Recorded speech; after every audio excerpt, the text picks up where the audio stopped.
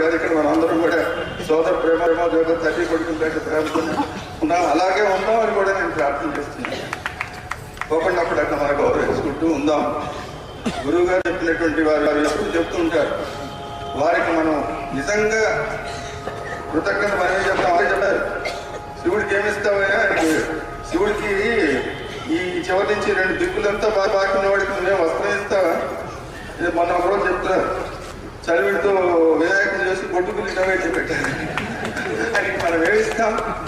ఇవ్వగలం, ఒక్కటే ఇవ్వగలం. ఏమిటంటే వారు ప్రతిరోజు 2 గంటలు వారి శ్వాసని ఆరోగ్యం బాగాలేకపోయినా కూడా వారు మన కోసం వారు త్యాగం చేసి ఇంత చెప్పారంటే వారు నిజంగా మనం చేయగలిగింది ఏంటంటే, మనలో ఏ ఒక్క దుర్గుణం అన్నా మనం వదులుకోగలిగితే, మనలో ఏదో ఉన్నటువంటి దౌర్బల్యంగా ఒక దాన్ని మనం వదులుకోగలిగితే, అదే విధంగా వారికి మనం ఇచ్చేటువంటి గొప్ప బహుమానం అని పరమాచార్య వారి జీవితంలో చెప్తారు.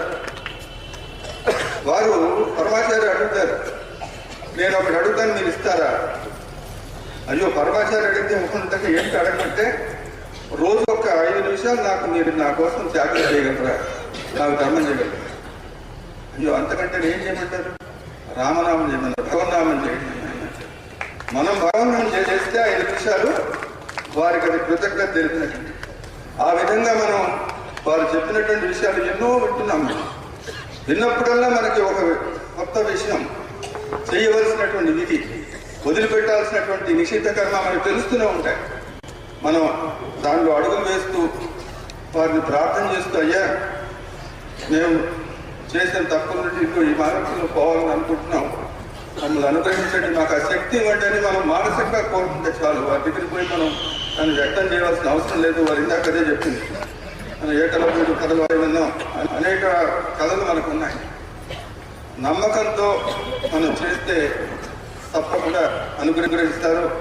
మనం ఆ విధంగా మనం కృషి చేసి మన జీవితాల్లో సాధనగా మనం మార్చుకున్నట్లయితే అప్పుడు నిజంగా మన పూజ్య గురువులు పరమ సంతోషం పొందుతారు. ఎందుకంటే వారు పట్ట కష్టానికి ఫలితం కనిపిస్తుందండి.